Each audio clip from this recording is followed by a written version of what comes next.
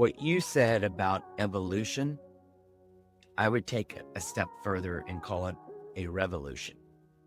We should be practicing veterinary medicine through the lens of the human-animal bond. We had the Industrial Revolution, we had the Digital Revolution, we are in an AI revolution. But today's guest says there's another currently happening where veterinary professionals are at the center. The human-animal bond isn't just evolving, it's a revolution, according to Dr. Rustin Moore, and veterinary professionals are uniquely positioned to lead it. Dr. Moore is a board-certified equine surgeon, researcher, and dean of the Ohio State University College of Veterinary Medicine. He's also the author of a 4-book series on the human-animal bond, sparked by a TED Talk, The Power of a Pet, now viewed over 217,000 times. A first-generation college graduate from West Virginia who came to Ohio State planning to be what he calls an Appalachian version of James Herriot. Dr. Moore never planned on becoming a dean, but he has found himself reflecting back on a very unique path, and he believes in paying blessings forward. He cares very deeply for students and provides some great wisdom in this episode that we can all take away. In this conversation, we get into what it means to train the next generation of veterinarians, the science and stories behind the human-animal bond, and why Dr. Moore believes that this connection is one of the most important forces shaping our world today. So let's get to the conversation with Dr. Rustin Moore. When did you first know you were interested in veterinary medicine? Well, teasingly, I say when I was about that tall, but I'm still not much taller than that. So probably by 6 years old, one of those. Well, you grew up in West Virginia, and I think you were surrounded by animals growing up. So are there any particular, and I know I've read some in your book, but any particular animal moments from growing up that you kind of still draw on and contribute to maybe your direction? Yeah, and having reflected on that as I prepared for the writing my books, I thought a lot about it. And, there's many, many, many memories, but I talk about one of my first cow and the calf that she had.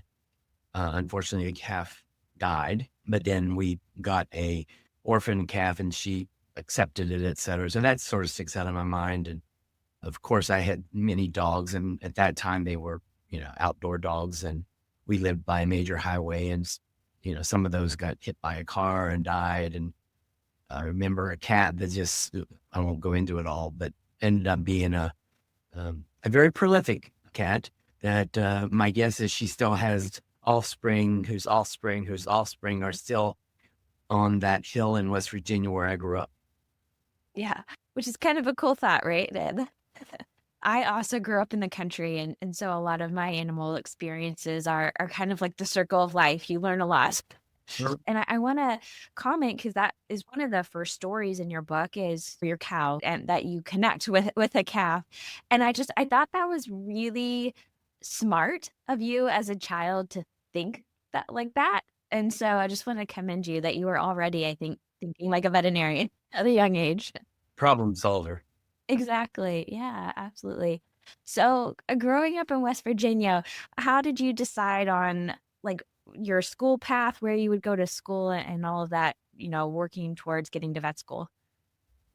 Yeah. So, in West Virginia, I am a first generation college graduate. However, I had some family that's not my direct lineage.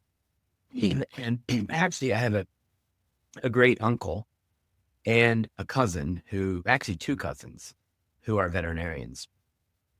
And they all went to West Virginia University for their undergrad. So it was pretty much if I was going to go to veterinary school, I was going to be going through West Virginia University. And that was a great experience, great mentors, great teachers. I still keep in touch with them. And in fact, in book 2, one of them is in it. So it was pretty much if I was going to go to veterinary school, that's where I was going to go. I went there.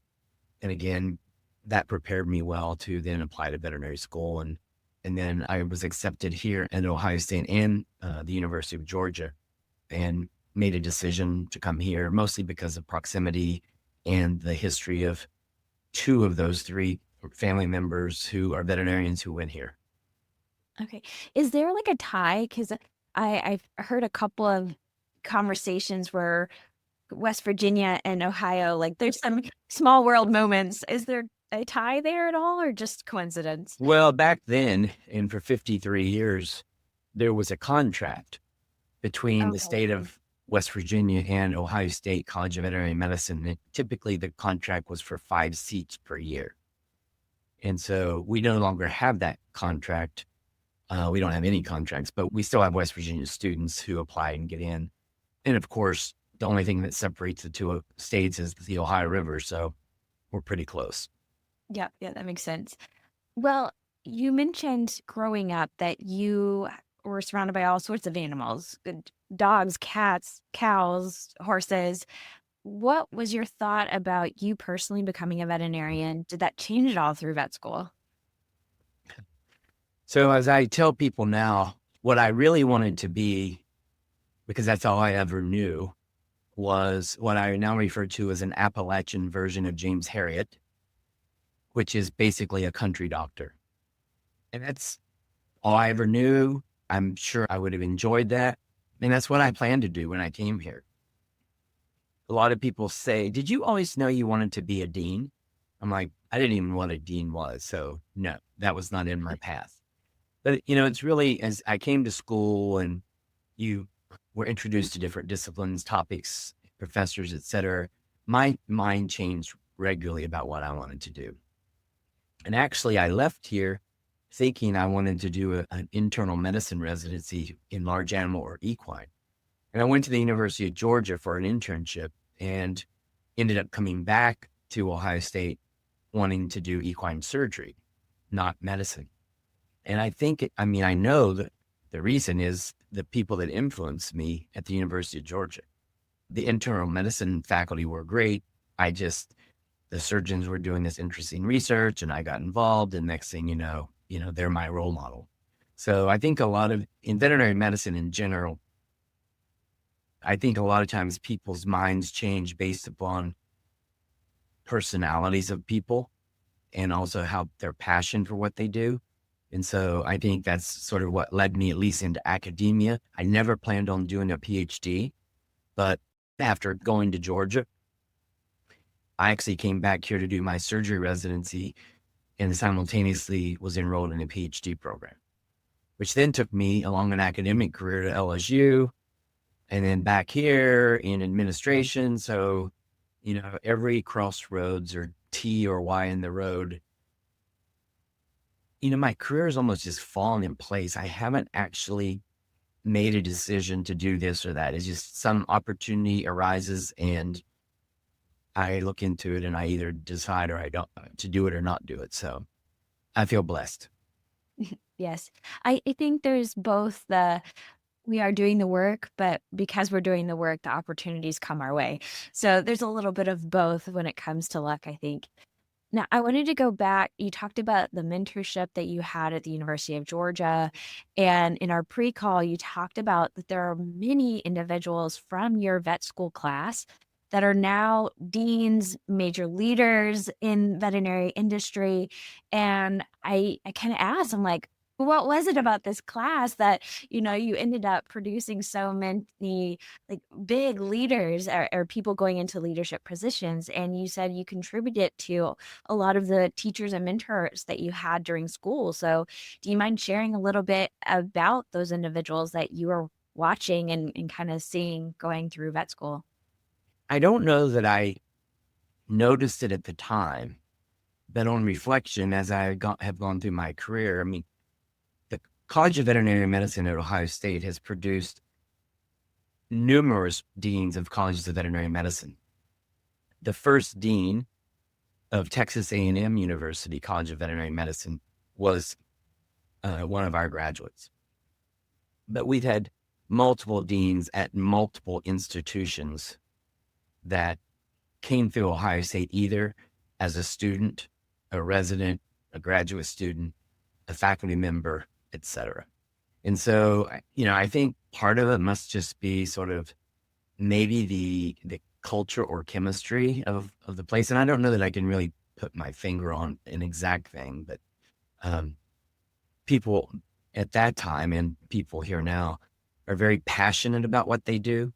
And that really stirs energy and engagement and things like that. And I had no idea and no real desire when I was here.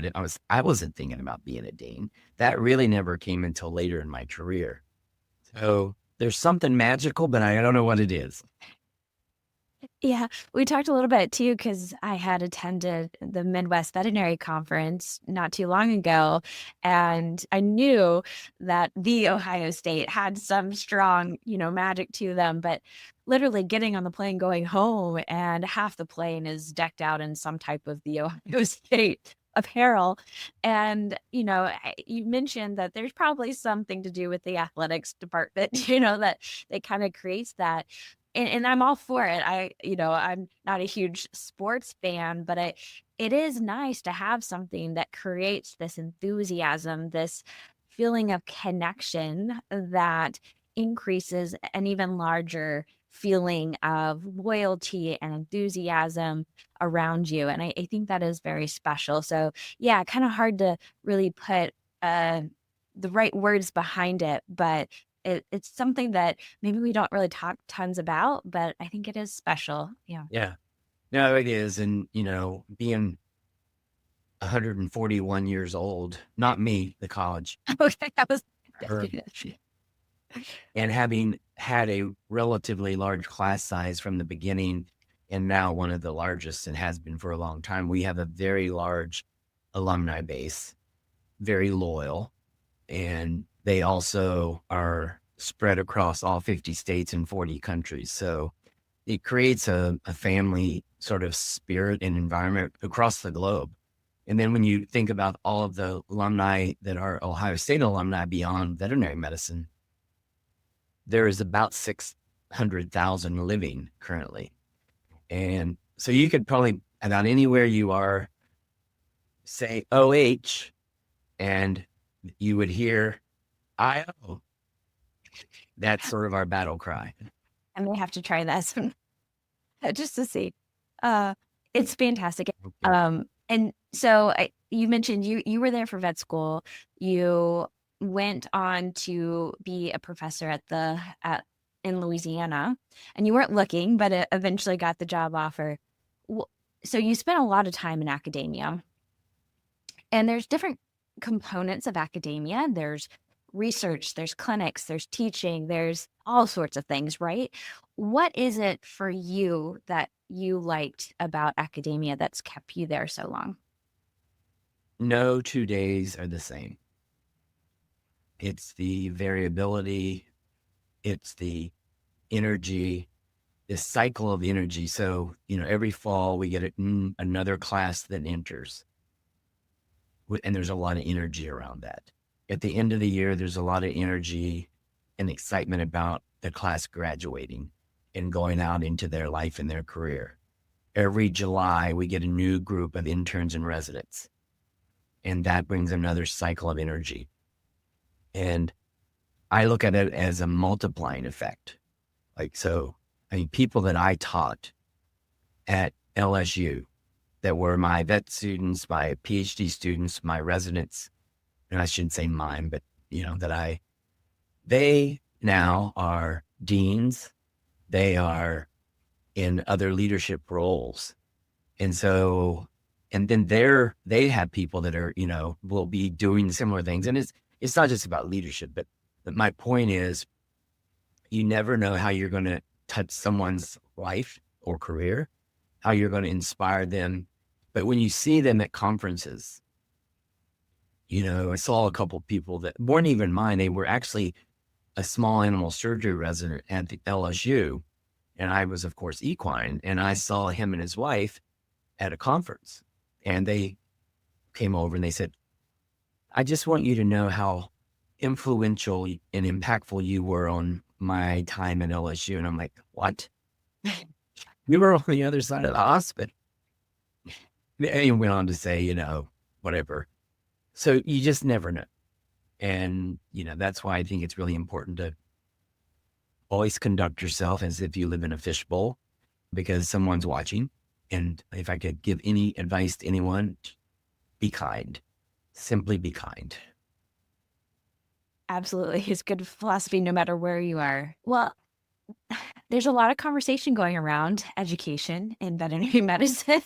Not to put you on the spot with controversial things, but in your perspective, in your world, what are you seeing when it comes to education evolution, and what are you specifically focusing in on to best support students, but also seeing them as, the generation of veterinary medicine? What are your thoughts around that? Well, there's a lot of things that have been going on and are going on. And what I always try to do is think through what those are, seek information, advice, etc., from members of my team or other people here, including faculty and staff and students and alumni. So what we've done, and I'm here at Ohio State, and I'm not saying this is the only way to do it. Please don't think that. But we evaluated our curriculum and really what we wanted in terms of a product, in terms of a graduate. Our graduates have always been highly sought after.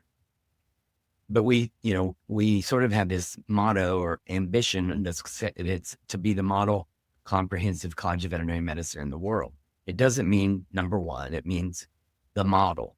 And it's really a goal, but we never get there because it's constant reflection and improvement, and then reflection and improvement.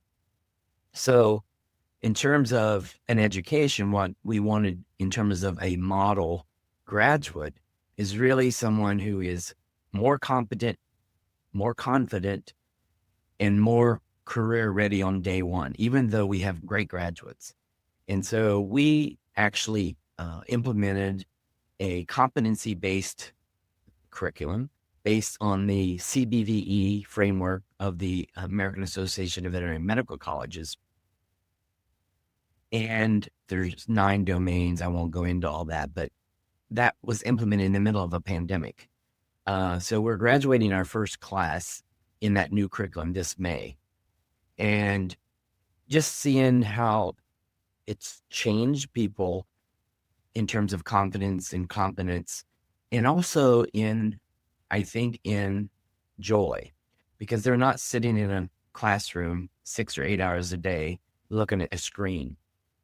They're in the clinical and professional skills center every week doing hands-on skills. They're also in there doing communication training in scenarios with trained actors. They're doing shadowing during their first 3 years in our veterinary spectrum of care clinic, et cetera. And so I think they're constantly reminded of why they're there, as opposed to before that, I would hear students say, really starting as much as the end of the first semester, I'm really not sure this is what I want to do because I'm sitting in a classroom, And so I think having that contact with animals and also doing as well as learning by sitting and listening is really important. So that's one thing. We've also had a large focus on spectrum of care. And I think that's really important for a variety of reasons. That's embedded completely within our curriculum. And that idea is, and I'm sure is just the idea that when a student graduates, they feel capable to deliver some broad array of medically acceptable options and meet the client and the patient where they are. There's a lot of factors that fit in that. It's everything from social, economics, demographics, but also really what the client wants out of a particular animal. If they have an agility dog and they also have a couch potato dog and they both tear their cranial cruciate ligament, they don't both need the same procedure. And so it's really about giving them the confidence to offer those things and then do them, rather than saying, well, if you're not willing to go here as a referral, then there's nothing I can do. I think that helps in terms of address compassion fatigue, that you're actually able to help people. And you need to be profitable, so you're not giving away things, but you might do a $500 procedure that works just as well for whatever the client needs for that particular animal. versus a $5,000 one that might take it back to athletics or whatever. And so I think it's really important. And that's why communication training is so critical. And that's why it's so prominent in our curriculum. I think the other thing is really about how do we balance all of this stuff and make sure these students, these young professionals, are able to maintain some sense of balance, because we have emotional and mental health issues just like many others. And we need to make sure that they have time to get enough sleep, they can eat, they can do all those things. And so some of that stuff is actually built into our curriculum, life skills. The other thing is trying to make sure we can minimize the amount of debt students have by controlling tuition costs, but also by offering scholarships. So here in the last 10 years, we've gone from giving a total of $370,000 of philanthropically derived scholarships to this current year, this upcoming year, $4.3 million. So that transforms lives. It transforms careers. If you get a scholarship for $10,000, $20,000, $35,000, whatever they might be, every scholarship is important. But when you start getting those type of scholarships, that transforms their lives, because it gives them options of what they might want to do that they might not otherwise have been able to afford. So from mental health counselors to financial advisors to having a community cupboard where students can come in and get essential foods or personal hygiene or other supplies with no questions asked, also decreases stress. And the reason we did that, I learned that we had food insecure students, and that as many as 15% of our student body at times is food insecure. Wow. That's not okay with me. So even though the university has their own food banks, et cetera, and there's many around the city, we wanted to make it convenient for students to get, and it's not a grocery store, it's essential products. A lot of what you described is a human component of everything from understanding how to bring the pet owner into the scenario and not just looking at the anatomy of animals, which, for reflecting back to vet school, a lot of it is like looking at anatomy of animals. There's so much that goes into what we do as veterinarians, which is special. It's also really challenging to build it all into a curriculum. So it's very impressive of all of the components that you've thought about and are building in, everything from taking care of them individually, but also thinking about the larger picture that comes with veterinary medicine beyond the animal, which is also very important to know, but being able to have critical thinking, empathy, listening, all of those things that come into it that help with communication, et cetera. Yeah, one of the things that at touch points as a class comes through, we have these things called Why Ohio State, and it's actually for admitted students before they have to make a decision about where they're going. We had one a couple of weeks ago. We have one coming up next week.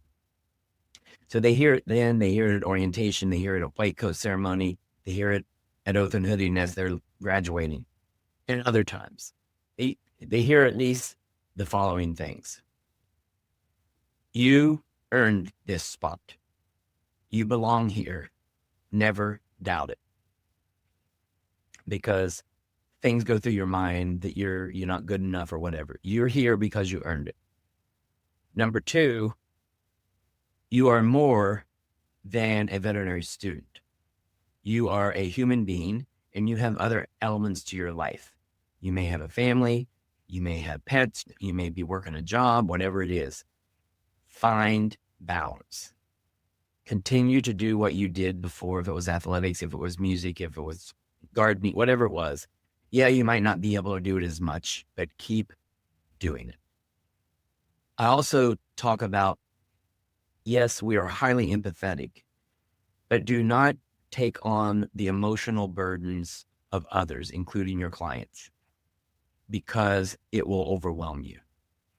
And that's going to be challenging, but learn how to do it.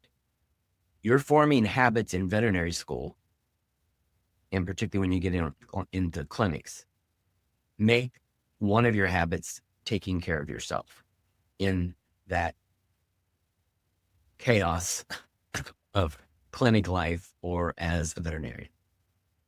Yeah. I think those are so important. You described feeling imposter syndrome and also that emotional burden that sometimes we carry because we care. And that's it's not a bad thing to care, but it's also good to know your limit and where you've done your best and go on to the next thing. All wonderful pieces of advice that is going to be important for them for every day of their life going off into veterinary medicine. And I love how much you care about the school and the students. And I know a big part of your story and focus now is also around the human animal bond. And this is something that as veterinary professionals we deal with every single day, sometimes in different ways, but it's super important. And luckily we're talking more about it. But there's been an evolution in the human animal bond, and all the more to implement some of these things because of that connection with animals. And how, this has grown into such a big part, I do know happens to be this TED Talk that the entire university was doing, so the Ohio State, and you really wanted somebody to represent the vet school, and apparently nobody would, so you stepped up. Do you mind sharing your experience with that like, has led you down this very big, long road? Yeah, sure. So in the fall of 2015, right after I had become the dean, there was a call that came out from the university because they had a TEDx series that they have every year. And I wanted somebody to, at least apply to represent the college. And nobody that I know of actually came forward. And so the night it was due at midnight, I decided to put in an application to talk about the human animal bond. And the application was pretty detailed. I didn't know if I'd have a chance or not. I mean, but as you say, if you don't put your name in, you're not going to get an opportunity. And so anyway, I made it through that round. And then I had to have an interview round and this is all organized by students. So there were probably 8 at least students sitting around a large conference table in a room, and I was being interviewed. So sort of tables were turned where I was the one on the hot seat. Well, make a long story short, I got through that and they chose me. And I think our cohort had 12 people from all backgrounds in this TEDx series, which was held on a Saturday. And mine was on the human animal bond, and that the title of it was The Power of a Pet. And they provide you a student coach who has gone through training to coach you on how to prepare, organize, and deliver a TED Talk. But I also had someone who was helping me with speech writing, and she had done a TED Talk. And so I sort of had 2 coaches, one, a young student, one, an older person who had seen life and, done these types of things. And so I did it, and, it got posted to YouTube, and I've given a few talks here and there along the way on the topic. And then somebody says, you should turn that into a book. And I'm like, no, I don't think so. I really don't have time to do that. And I'm not the right person to do that. But then here you are. And after saying no 3 times, you get talked into doing it. So that was my experience with the TED Talk. Yes, and I just want to acknowledge, because I did watch your TED Talk. It is fabulous. It has over 217,000 views, so a few people have watched it. I watched it that many times.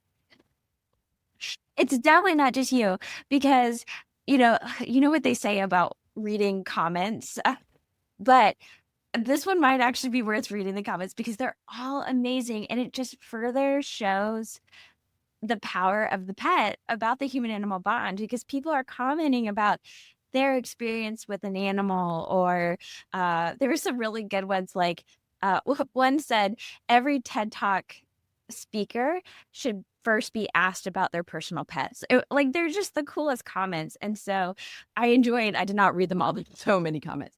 but they're all good and just reinforces what you were speaking about and how this touches so many people. And I think that's also a special thing that I appreciate about the human animal bond. I love watching people have joy and people from all walks of life have a certain type of joy in a connection with an animal. And it's not just pets, which I'm glad that you go beyond pets too in your book, because there's some situations where people can't have pets. And that is, I think, what is so neat. And again, just like seeing all those comments just reinforces that what you're saying is absolutely true. And there is something, back to using the word magical, sorry, I keep coming there, really to it. Yeah. Yeah. So, like I said, I watched the TED Talk and it's just the kind of starting point for your book. So, the first book is The Human Animal Bond. I should read it, Harnessing the Power of the Human Animal Interaction. Your second one that you did mention earlier is also an interesting question that after reading this one, I was like, I have all these other questions about like things that get in the way. So, not to be negative, but like those are important to talk about as well.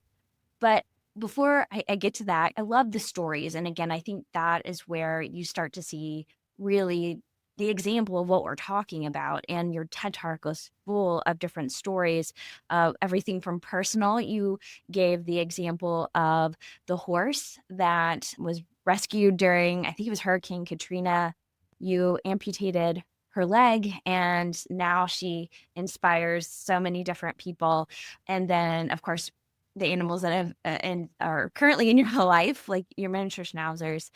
So you did a lot of research for your books. I listened to one podcast and you said you had over 70 interviews, and I'm sure it's like at least doubled by I don't know how many Pretty you've lost close. count. Pretty close. So reflecting back of all these conversations, and you said everyone you got chills with, right? Like, so this is it's terrible to ask you favorites or something like that. But so I'm going to change the question. I'm not going to ask you what your favorite conversation is or what's your favorite story. I'm curious, of all these conversations that you have, is there one that has made you rethink something you thought about the human animal bond, or maybe just got a different perspective? Like one of those you're like, oh, like that kind of moment. There's many of those because when I outline the book, which now is the first book, some of these things that I've since written about had never come to mind. So many of these ideas came from conversations I had. This is one that sticks out in my mind, and actually it's going to be in book 4, which also already has a title, but I'll go back to that in a minute. So I was talking to one of our alumni who I know well, we talk all the time, and he was telling me, this was on a Thursday, I believe. He told me that unfortunately he had to euthanize his dog, Buford, which was a hound dog, because of heart disease, lung disease, etc. And so I had met Buford before. He euthanized him. And on Saturday, he reached out, said, I just heard Buford shake his head and his ears flapping in the other room.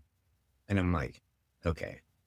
And so we started talking, and he told me the story. And he said, every pet he's had in the last however many years, that animal, once it dies, is present for some period of time. Hmm. And so I started looking into that, and there's this whole phenomenon known as synchronicity or visitation dreams. So I'd put out on Facebook, I just asked people, like, have you ever experienced it? So I got inundated with stories. There's a story of a lady, not a veterinarian, a lady who 20 years ago-ish was at Kings Island, which is an amusement park just outside of Cincinnati, with her son, who was, I think, 8 or 10 years old. And it was just the two of them, and they were going about their business, and he was having a good old time. And around 1 o'clock, she got really, really sick, nauseated. Everything was spinning. And so they had to sit down, and within time that passed, and they were able to go about the rest of their time there. And then they drive home. And when they get there, her husband informs her that her dog died at 1 o'clock that day. Now, I'm getting chills even thinking about it. And I was talking to someone yesterday about this and saying, I've never experienced it. And I've had all sorts of animals. And he says, actually, I have experienced that. And so, it could be that as you're sitting here, you see something go by and that's your cat, or you're asleep and you feel your cat or your dog laying on your chest just like they always do. Oh, I'm not a psychic and I don't know all of this stuff, but there's a body of literature on this as well. So that was just something that completely opened my mind to other things. Yeah. What do you think that, uh, what layer does that add for the human animal bond? Well, some could say, well, that bond is still there once they're gone, like in the afterlife. That would be one. Or that dog or cat is telling me it's okay. They're in a good place, or, that kind of thing. So I think it definitely related to the bond. Because if you didn't have the bond, you probably wouldn't experience it in the first place. So because I'm not an expert on it, I don't want to speculate, but I think it's something for people to reflect on. And it's probably in some ways good that maybe somebody has experienced it and they don't know that anybody else, maybe they think they're crazy, and it's okay. So that's one that comes to mind, but there's so many other ones. And the good thing about this, all my interviews, I recorded them and then I transcribed them. So I have all that stuff. And so then I can go back and like really dig into it, or just, surf the internet and see what I find and then say, that's not worth going and do them. But most of the things that have been mentioned, I dug deeper into. Well, I hope you're interested in it, after 4 books. It also speaks volumes to how much detail and layers there are into the human animal bond, which again, I think as you're showing continues to grow in our understanding, and how potentially, and let me just pose this. You've, you've done all the research and you are at the center of veterinary medicine because you are training the next generation. How do you think that the evolution and everything that you've learned so far, how do you think that's going to impact the profession? Because that's different. Human animal bond, again, that's global. That's so many different people and backgrounds and things. Now, coming back to veterinary medicine, has that changed how you see veterinary medicine? How do you think that will impact our profession? I believe the human animal bond is universal, yet no two bonds are the same. Universal meaning in cultures and religions and genders and communities. So as I have continued to be invited to do talks, I actually customize them to the audience. And so I now will talk about, and this is in the veterinary practice community, we should be practicing veterinary medicine through the lens of the human animal bond, which means asking some of those questions that we talked about before, meeting the client where they are, et cetera. I gave a talk at an expo around veterinary and other biomedical products. And I framed it around, when you're thinking about new products or marketing new products or whatever, view that through the lens of the human animal bond. I have a talk coming up at the Global Pet Expo in Orlando in a couple of weeks. And I was just talking to the organizer yesterday about this, and, same sort of scenario, but what you said about evolution, I would take a step further and call it a revolution. I believe that we are in, or will be continuing in, the next revolution. We had the industrial revolution. We have the digital revolution. We have all these things. I believe we're going to see the human animal bond driving, and we already see it, driving change in pet friendly, pet inclusive housing, amenities, eateries, hospitals. To me, it's something that almost everybody needs to be aware of. Whether you're in a business, is your business going to be pet friendly? Whether you're an attorney and things around a policy or law, whether it's in the health sciences and how we know based on all the research that's done and all the work that Habry does, how it positively impacts the health and well-being of people, physically, mentally, emotionally, etc. So I believe the human animal bond is a revolution. And I'm not even going to call it a pet revolution because it's broader than pets. Funny enough, I was just talking to Dr. John Geller, the founder of the Street Dog Coalition. And so, interesting enough, a lot of the things he's seeing and talks about kind of come into play, I think, on this bigger level. And I think that's kind of what he's trying to help people understand is that this impacts human health so much. And he has struggled to sometimes feel like people are recognizing what he's seeing.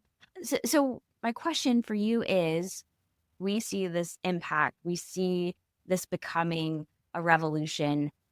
What do we need to do? And being the ultimate animal advocates, this is a big part of our profession. What can we do to help the larger world understand that? What part do we play? What can we do? I think one, and this is really why I wrote the books. I didn't write the books for any other reason. To educate and raise awareness so that people have the tools to act. And that's why in my books, every chapter ends with a call to action section. And I believe that if you educate yourself and you know enough, you then would recognize things in your daily life or your daily work where that may be applicable. And you then might have the information you need to act or to know who to reach out to maybe do whatever it is that you need to do based on what you've observed. I don't want to say what each of us should do is promote my book. What I'm saying, there's a lot of information out there on the human animal bond. I've just tried to pull it together into something that also is digestible through stories that reinforce the information, the history, the science, etc. And be advocates and ambassadors of the human animal bond. Have you seen any good examples of this? I can't remember which podcast I was listening that you were on, but you talked about even some local in Ohio missions around trying to make the town more animal friendly, pet friendly, and those kind of things. Again, I'm curious with all your research and conversations, are you seeing good examples of how this could look and maybe a good direction that you would recommend people? Well, yeah, I mean, you mentioned John Geller. He's been doing great work, the work he does with Project Street Dog. And then there's Quan Stewart, who both of them I admire immensely. And they're in my books. And actually, Quan wrote the foreword for a second book, Unlocking the Bond.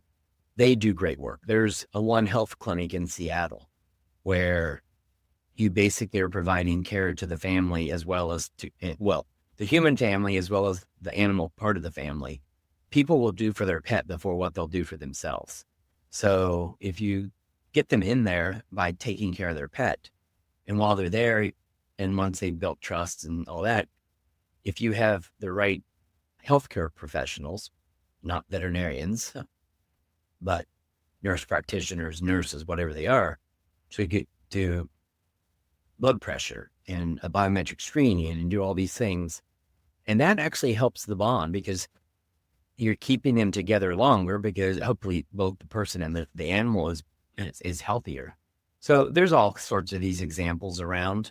We had one here and we still do work here, but those kinds of things are being done probably all across the US and I know in Canada. Well, John does work in Ukraine, and I know a lot of veterinarians that do mission work, and that's based on the human animal bond.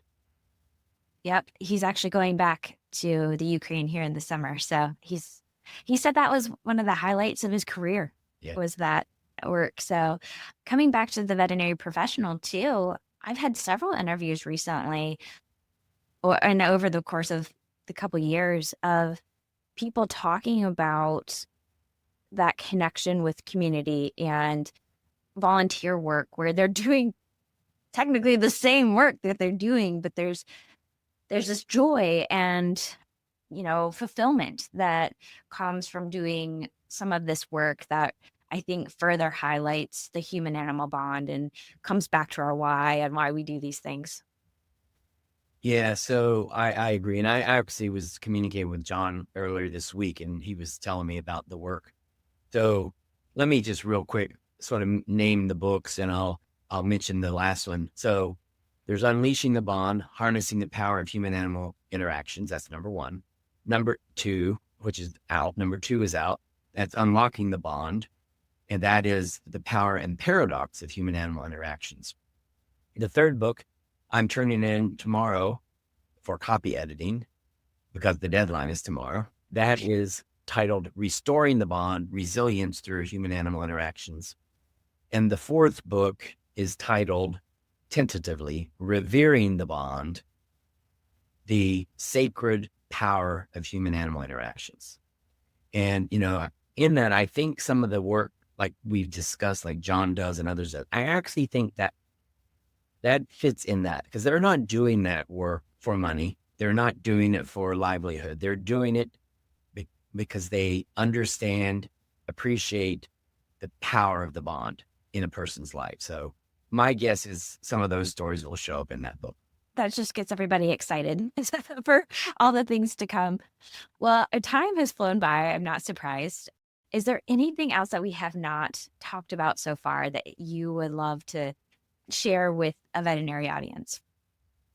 I know there are people who, for various reasons, get burned out or they get to a point in their career that they leave the profession or whatever. And I respect that. I just want to say that in my view, the veterinary profession is the best career for those people who want to do that. There's nothing about my career I would change. And I don't think I'm being Pollyannish about that. There's so many things you can do with a veterinary degree. That would be one thing. I would also say lean into the human animal bond in all you do, and not just as a veterinarian. Maybe when you're walking in the neighborhood. I know I meet neighbors that I wouldn't meet because I have a dog with me or they have a dog with them. That would be one. I would also ask people to just make it a habit in their life every day to be kind. Being kind costs nothing. And you will benefit from it. And anyone that watches or sees you being kind will benefit from it. There is science behind that. And it almost impacts people like the human animal bond because of dopamine release, oxytocin release, serotonin release, etc. So be kind and live your life and your work through the human animal bond. Yes, I constantly say it's so fun to be in this profession working around anything that has something to do with animals because I think animals make us better humans. So they help us be kinder. And Temple Grandin has a book, very similar title to that. And Temple did the foreword for my first book. And Temple Grandin and Marty Becker co-wrote the foreword for book 3. Both great examples of how animals have impacted their careers and lives entirely. So the question that I love to end on it is, what is something you are most grateful for? Well, I'm most grateful for my family. And that goes back to when I was a kid because I wouldn't be here if it weren't for them. We were from I would say a lower middle class family, but my parents who didn't go to college made sure all three of us, I had 2 brothers, went to college and that we came out of college with no debt. I appreciate the family I have now, including my partner and my 3 dogs, Teddy, Travis, and Tucker. I'm grateful of my career and what people saw in me and gave me the opportunities all along the way. I've had great mentors and role models. And I'm grateful for the opportunity to hopefully pay forward, as Woody Hayes often said, not pay back, but pay forward by helping other people, whether it's veterinary students, new faculty, alumni, clients, whoever it is. That's what I'm grateful for. Lean into the human animal bond in everything you do and make kindness a daily habit. The science says it changes you and everyone around you. If you want to go deeper, all the links to Dr. Moore's books and his TED Talk, The Power of a Pet, are all in the show notes. I highly recommend starting there.